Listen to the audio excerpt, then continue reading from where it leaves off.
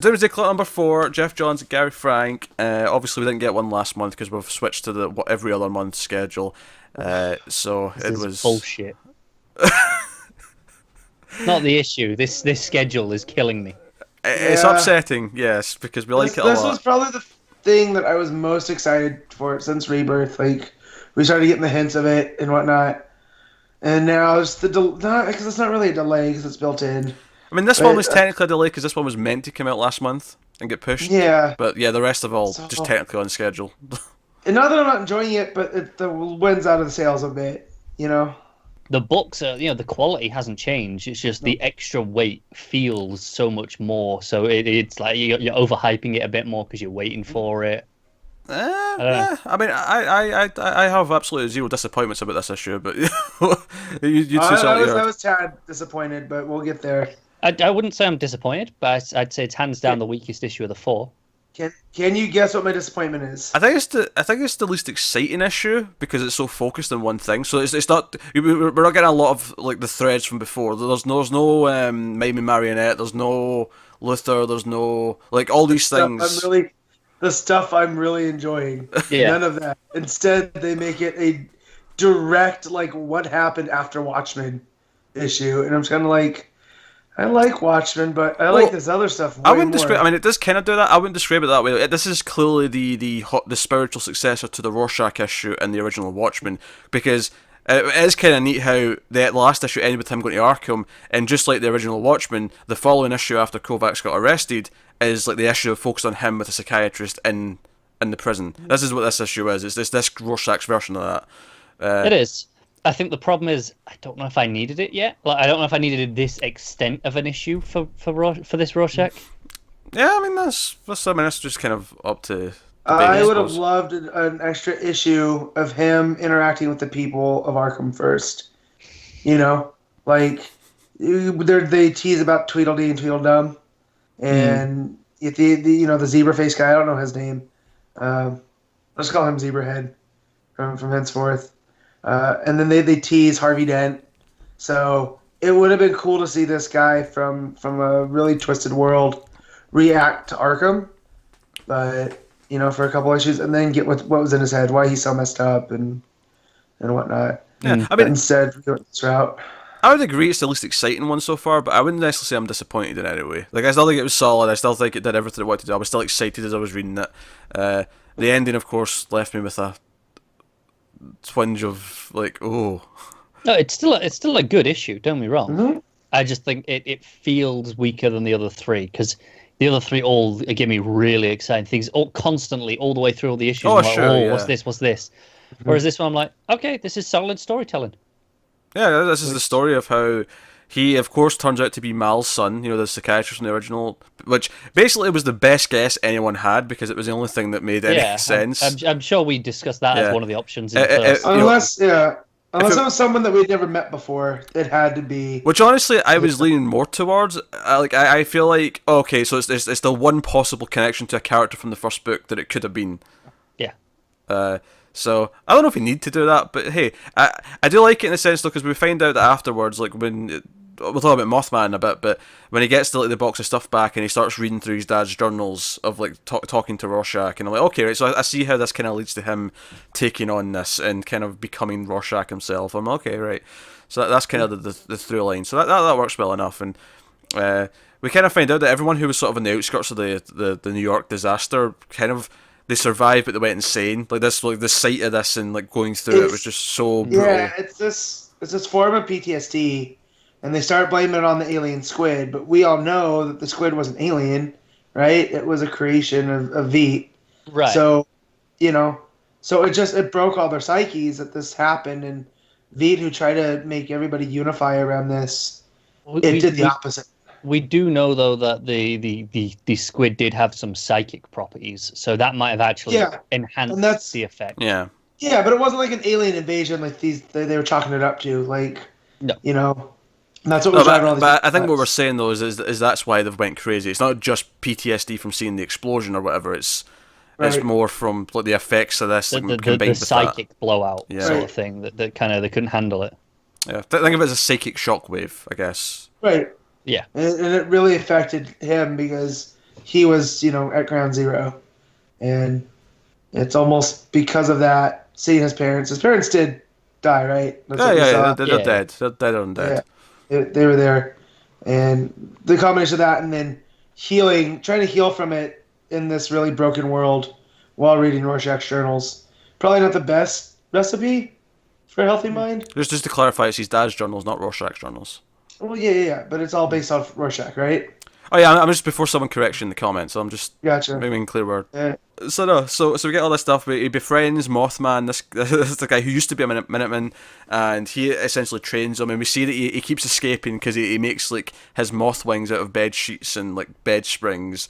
It like flies the off first the time you roof. see him, he's just naked on the He's roof just with these stark sheets around. naked. Because you think he may just be committing suicide. He's like, oh no, I can fly. He's like, I can just visualize it. And I was almost expecting a punchline where he goes out to fly and he just like lands and Punk. yeah. Yeah. Exactly. But no, he actually just flies off. Yeah. And he does that, several times. Brings him back stuff. We see how awful. And what I do kind of like about this show is you see him get more unhinged and more Rorschach-like as it goes on. Because when he snaps, when the orderly smashes his dad's mug, and he just like snaps, and then later on he just stabs like a guy in the hand. I'm like, this is starting to feel like Rorschach. This is a gradual transformation into him. But where I feel like his is still more restrained, where Rorschach was always turned up to 10, he has explosive outbursts. And so I like that's how they're different, Yeah, and obviously there's the obvious little thing of the jigsaw puzzle with the missing piece of Yeah. And who is that missing piece? That part of Veidt's face, was it not? Yeah, right? Yeah, it's part of his face, and obviously the idea that there's something right in front of us and we don't see it, and then it's like, okay, we found out that it's him, he's behind all this, which leads to him escaping, and of course we have the very big, like, glorious symbolic death of the moth to the flame as Mothman walks into the fire, because he's ready to be done. Yeah, it's a consistent image. We have the mosquito to the light as well. Yeah, we got the bug light and all the rest of it. Yeah, there's this thing at the end, and obviously right at the end as well, the bug that dies in the light is very Manhattan-esque, the way it like buzzes out in the light, 'cause it's a blue light. Yeah. I did see an interview with John's talking about this specific thematic idea, and it's the idea of we always look towards the knowledge, even though it could be dangerous. Learning more stuff like that's the original Sin story, right? Yeah, exactly. Don't eat this fruit. Don't eat this fruit. I ate the fruit, now I'm in trouble. Like, you can't help it. Pretty much, yeah.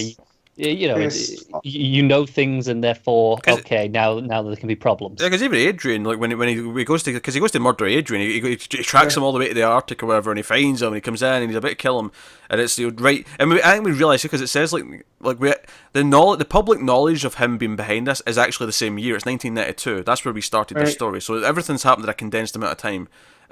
From when came out. Obviously, he was in the asylum for a while, but it's been 6 years, right? Because did it take place in '86? I forget when Watchmen took place. I forget. That sounds about right. Mid-80s. Yeah. Okay. And so he goes and obviously it's maybe separating him from Rorschach because he actually doesn't go through with it because he like sees remorse in his eyes and he's like, no, we need to save the world. And obviously it's them setting off to go find Manhattan. He's going to explain stuff, but just to go along with that running metaphor, is Adrian even says, I saw the light too late. Just this idea of seeing the light and, the light being dangerous and everything else. It keeps coming back to it over the course of the issue.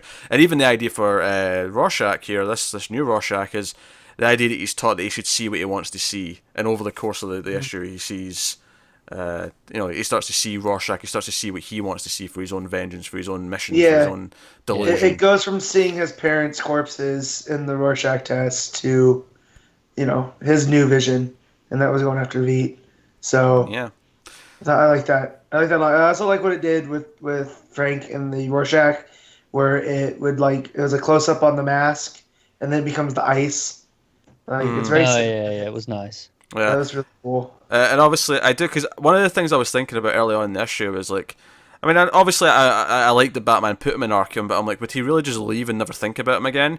And then obviously the psychiatrist comes in halfway through, and it's like, okay, and his narration, like Rorschach's like, oh, he's nothing like my dad. He's colder. He's not like this. He's not like that. And then at the end, you get that little reveal where you just see the mask on the table and like a little mannequin head, and you just hears like, and you just realize it's Batman. It was him doing his disguise, like to go and there's talk a little to him. batarang just next to it, just to make it clear. Yeah, as if Alfred saying Mr. Wayne wasn't. No, I know, but wasn't they enough, just put but- that there anyway. I think he just wanted to just do a little visual cue as well. Yeah, make I it do really like obvious. though that Rorschach is such a study of human character that he, Batman, even though he's playing a character, still can't, make himself cold and at an arm's length. Yeah. Something I thought was interesting is we get a full panel focusing on this. Is the cell that he's in. Originally, it had "We're all mad here" scratched on the wall. Well, That's from more specifically, Hatter. it had "We're all mad here" originally, and then someone else scratched out the "here," and it just says "We're all Right? mad." Well, mad. Yeah. So two people it's- have been in here. That's my thinking. Yeah. That's what I'm saying. It really makes a point of focusing on that. Like, I'm thinking. the end of this issue. I don't know. I feel I'm trying to like make a guess as to who each of the two people were, and I feel like maybe the first one's Mad Hatter, and then the second one's I'm Joker. pretty confident on Mad Hatter being the one that wrote it. Originally, Yeah. yeah. And then maybe Because Joker scratching out the here and it's like, no, we're just all mad. Yeah, it could have been Joker. It could have Or- been anyone. Yeah, it could have been anyone that came through. Yeah, just true. Just- I'm just putting that in my head because obviously they released the cover for like issue 6 or 7 this week, and it was like, is this Rorschach encountering the Joker? I'm like, oh shit, I kind of want to see that now. Like, this is exciting times. We'll see it in 6 months. Yeah. Oh, shut up, Connor. Don't put a time on it. It hurts. It hurts too much. So I'm reading this issue, and it doesn't have a lot of stuff I was really enjoying. There's no Nathaniel Dust. There's no Mima Marionette. But Just to point out again, to go back to the original structure of Watchmen, much like the original book, the New Frontiersman story also like paused for the Rorschach issue. Right. I think the Rorschach issue I was. understand. I think the Rorschach issue was issue 5 of Watchmen, so it's slightly different in that sense, but Yeah. minor. No, and that's all fine because these aren't really complaints. They're just observations as I'm reading, and I'm going, okay, Rorschach. I think the problem is, to me at least, the new Rorschach is maybe the least interesting part of everything that has been established so far. Yeah, I maybe agree with that, but I would very strongly add on to it.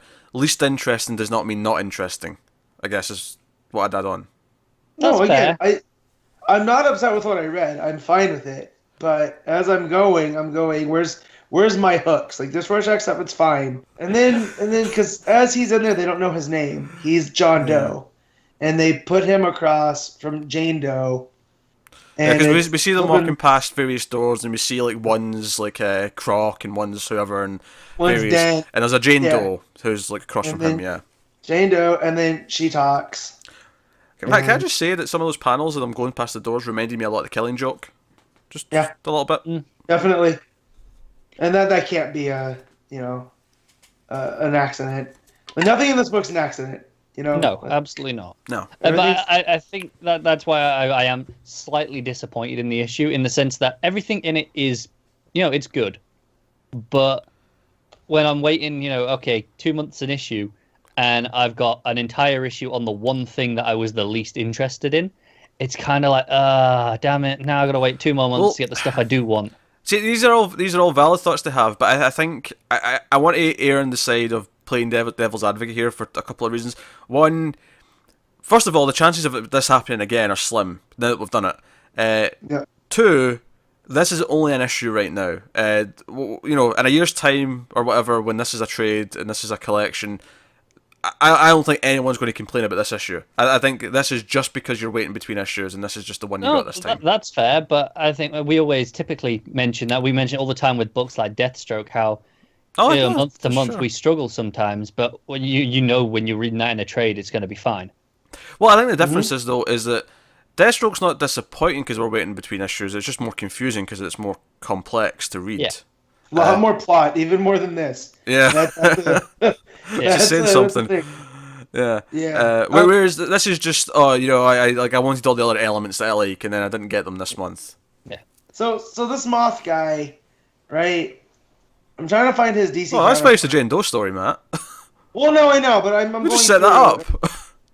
Well, no, it's Saturn Girl. Like, you know. Got to come back round, Matt. Got to come back round. So yeah, Saturn Girl breaks them out. They break out together, and Yeah, she says that they have to go. They have to do this quick because she's not going to be around much longer. and which is So there's a interesting because thing- I'm getting some Back to the Future. I'm fading away from time vibes from that. Yeah. And Yeah. secondly, it's important she says that she's been in his head for a couple of days, so you get the implication that all these flashbacks are something that she's also been seeing. Well, yeah, I think that I liked it slightly more because of that, because at least it had a narrative purpose to showing us all this beyond just here's a flashback. It was like, no, this is a character witnessing this, all of it, presumably. Yeah, so Saturn Girl's seen all this, and they escape together at the end, and that's kind of our big leaving exciting thing for next time. I feel like next issue probably won't have as much Rorschach. It might show up towards the end with Saturn Girl, but it'll mostly probably focus on all the other things because we've just left them all for this issue. Yeah, That's my guess. The fact that all that started with the button and her freaking out during the hockey, in the hockey game, and she's too late. So has she been waiting here this whole time for Rorschach?